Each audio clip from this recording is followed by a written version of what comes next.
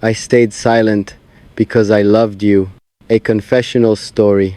I stayed silent because I loved you, not because I had nothing to say, not because I didn't feel enough, but because I felt too much, and sometimes love that deep becomes quiet.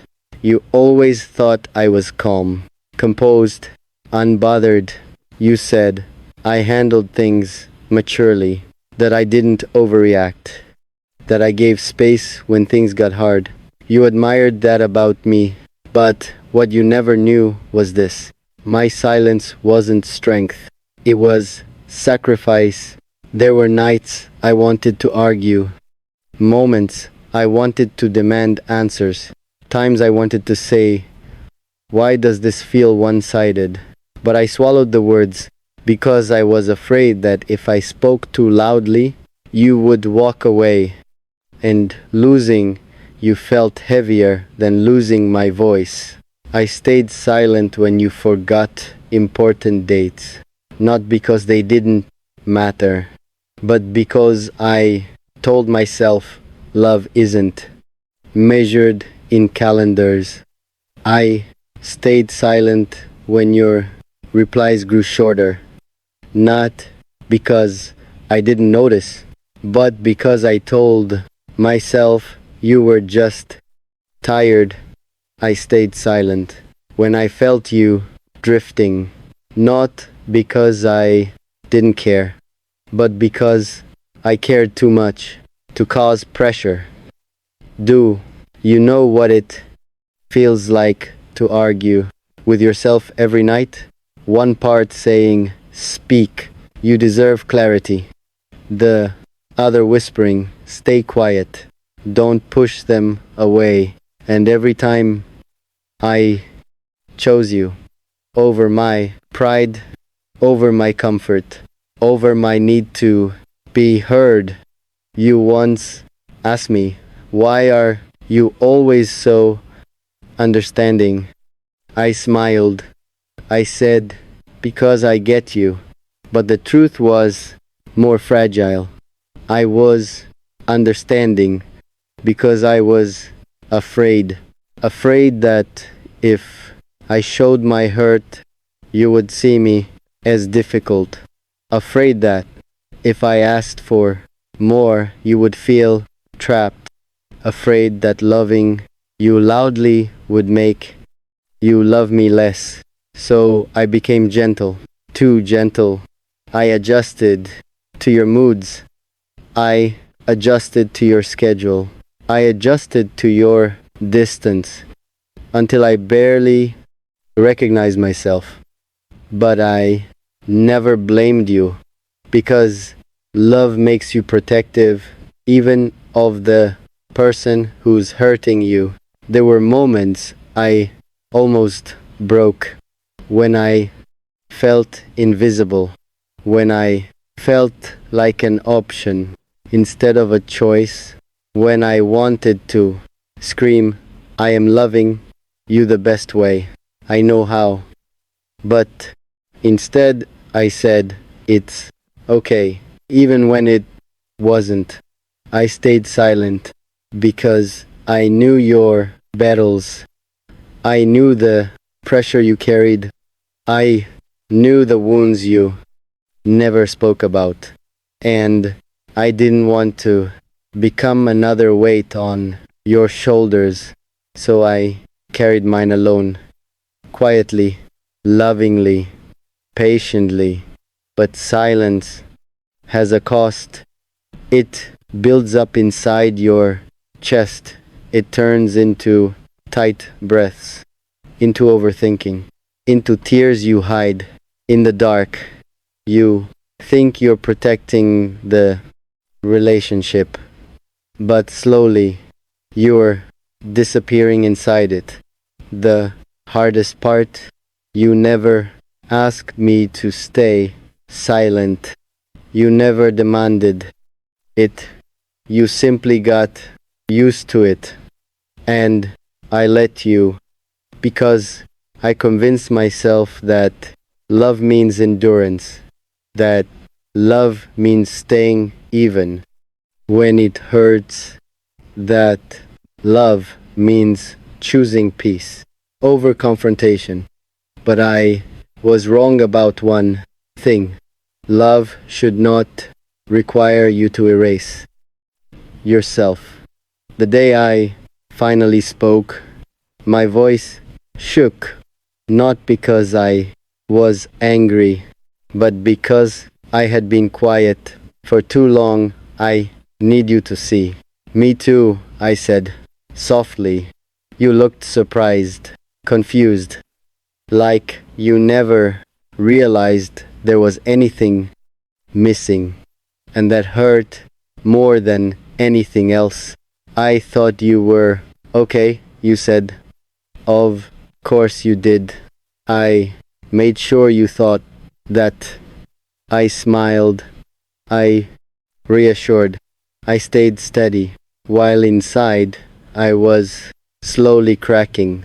I don't regret loving you.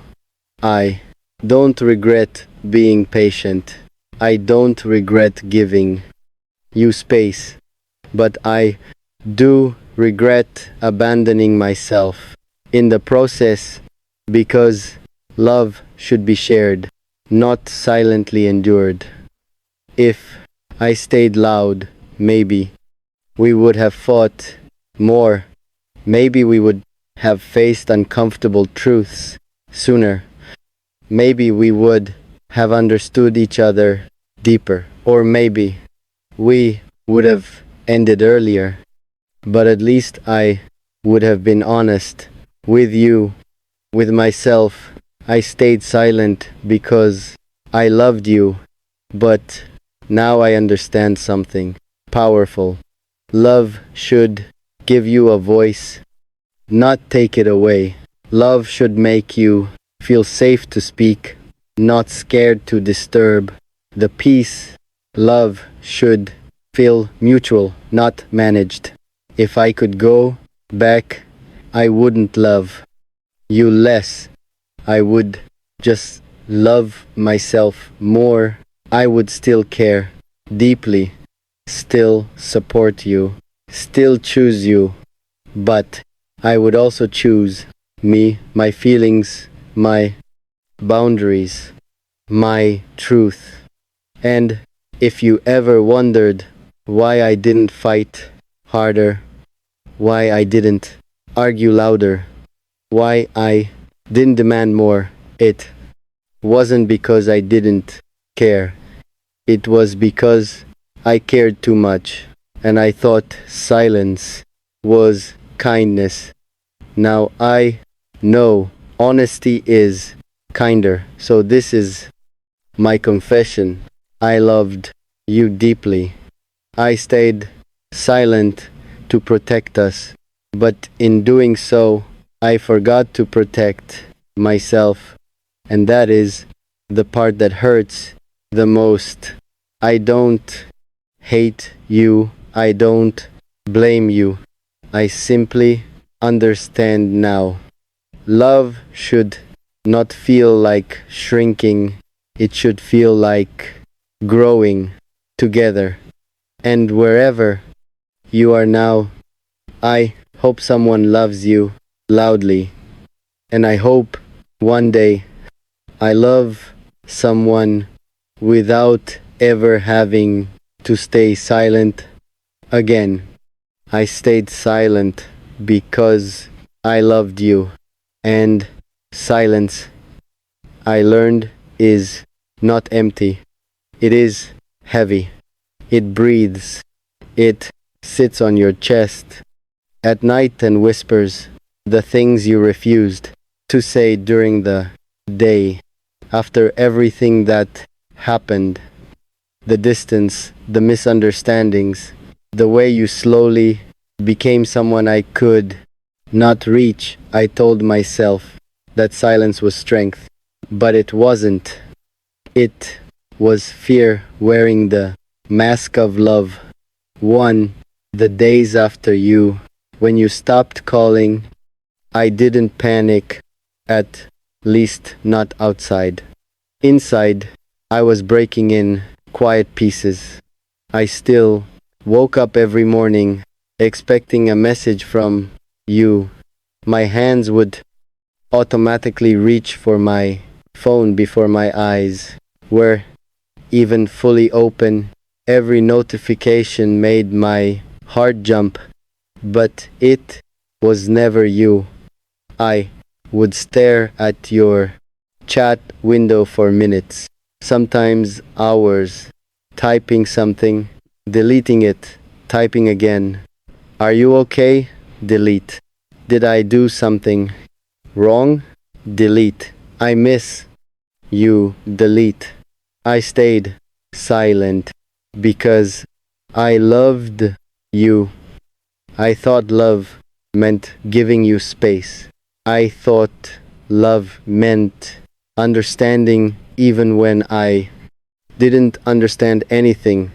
I thought love meant not asking questions that might push you further away.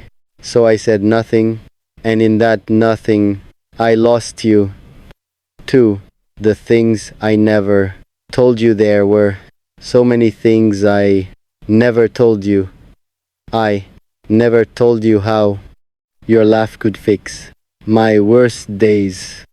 I never told you that I memorized the way your voice softened when you were tired. I never told you that when you said, I'm fine, I knew you weren't. I never told you that I prayed for you more than I prayed for myself, and I never told you that every time you pulled away, I blamed myself because I thought maybe I wasn't enough. Maybe I talked too much. Maybe I cared too much. Maybe loving you quietly was the only way I could keep you. But silence doesn't protect love, it suffocates it. 3. The night I almost spoke, there was one night I remember it clearly. It was raining, the kind of rain that makes the world feel smaller, like everything is wrapped in gray. You had ignored my last message for 2 days. Something simple, something harmless. Did you eat? No. Reply. That night I decided I would speak. I would finally tell you everything. I wrote a long message, the longest message I had ever written to anyone. I told you I was scared. I told you I felt you slipping away. I told you I didn't need perfection, I just needed honesty. I told you I loved you. I stared at the send button for 5 whole minutes. My heart was beating so fast I could hear it in my ears. And then I deleted it because a small voice inside me whispered if they wanted to stay, they wouldn't need convincing. So I stayed silent because I loved you and I thought love meant not forcing someone to choose you for watching you change. The hardest part wasn't losing you, it was watching you change. You used to tell me everything, every small problem, every random thought. Then slowly your replies became shorter, your calls became rare, your warmth became polite distance. And I noticed, oh, I noticed everything, but I said nothing because I didn't want to sound insecure. I didn't want to seem needy. I didn't want to become too much, so I became less emotional, less expressive, less demanding, less me. And in trying to be easier, To love, I forgot. To love myself. 5. The truth I was afraid of. Here's the truth. I was afraid to face. You were not confused. You were not busy. You were not overwhelmed. You were just slowly letting go. And I felt it, but I stayed silent because I loved you. I thought if I pretended not to see it, it wouldn't be real. I thought if I stayed patient, you would remember what we had. But love is not something you can protect alone. It takes two people fighting. And I was the only one bleeding. 6. The day I broke, the day I truly broke, wasn't dramatic. There was no argument, no goodbye, no final message. It was the day I realized I was scared to send you a simple hi, scared of the person who once called me their safe place. That's when I knew something had changed beyond repair. I sat on my bed and asked myself one question: why am I so afraid of losing someone who is already leaving? And for the first time, I didn't stay silent. Not with myself. I admitted it hurt. I admitted I deserved clarity. I admitted that loving someone should not feel like begging for crumbs of attention. 7. Loving you from a distance. Even after everything, I never hated you. How could I? You were my favorite chapter. Even if it ended, that's not overthinking. That's restraint. And restraint is tiring. I want to say something important to you, not because I expect anything in return, but because I'm tired of pretending this doesn't matter. Because I'm tired of acting like my heart isn't involved. This isn't a confession meant to trap you. It's not a demand. It's not a request. It's simply the truth I've been carrying quietly. You changed something in me. You made me feel deeply. You became important without asking for permission. And I don't know how much longer I can keep that to myself. But for now, these words stay here in this story where I can finally say them, even if I can't say them to you yet. This is only the beginning, because what I want to say next is even harder. There are some feelings for which words are never enough, and I had reached that stage where even silence began to make noise. I would miss you, not for any particular reason, not for any particular time, just all the time. At night, when everyone was asleep, I would wake up, phone in hand, heart ready to burst out, and only you on my mind. I would start writing, but after every sentence, I would stop, because what was in my heart was bigger than words. The other face of love. In part 1, I told you that I love you, but in part 2, I want to tell you how difficult it is to love when you don't have a choice. I couldn't see you, I couldn't hear you, But your presence, that strange feeling, it stayed with me. I wanted to share every joy with you and every sorrow too. But then I remembered I am not a part of your life.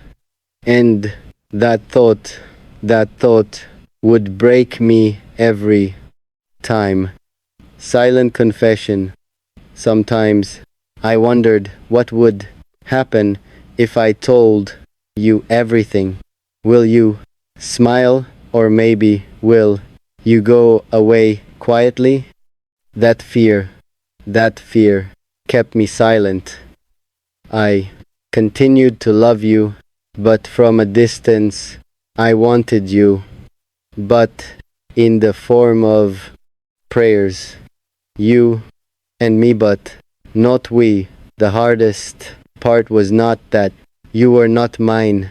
The hardest part was that I was yours. I would see you laughing with someone else, and my heart would break into 1,000 pieces. But the smile on your face, because seeing you happy was part of my love. I didn't want to lose you, but I didn't want to imprison you either. Where words ran out, and then came the day when I said to myself, no more words, no complaints, no questions, no resistance, just acceptance. Acceptance. Some loves are not meant to be fulfilled, they are meant to be felt. A final confession, but not complete. If you ever think that someone wanted you so much for no reason, maybe it was me.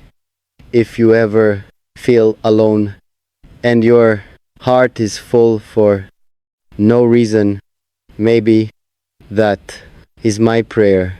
And if I can never tell you I love you, remember some loves are beyond words. And I was out of words. There comes a moment in love when you stop asking why and start learning how to live with it. Part 3 begins there. After all the unsent messages, after all the nights where your name was the last thought before sleep and the first ache upon waking, I realized something painful and beautiful at the same time. I loved you in a way that no longer needed to be seen. When love stops knocking, I used to wait. Wait for a reply. Wait for a sign. Wait for a miracle that would rewrite reality. Every notification made my heart jump. Every silence taught it how to fall. And one day I stopped waiting, not because the love ended, but because I finally understood that love doesn't always arrive at the door you knock on. Sometimes it lives quietly inside you, like a room you never show anyone. You became a memory I couldn't delete. You didn't leave loudly. You didn't hurt me on purpose. You simply became unavailable. And somehow that was harder. You turned into a memory that replayed itself without permission. Your smile,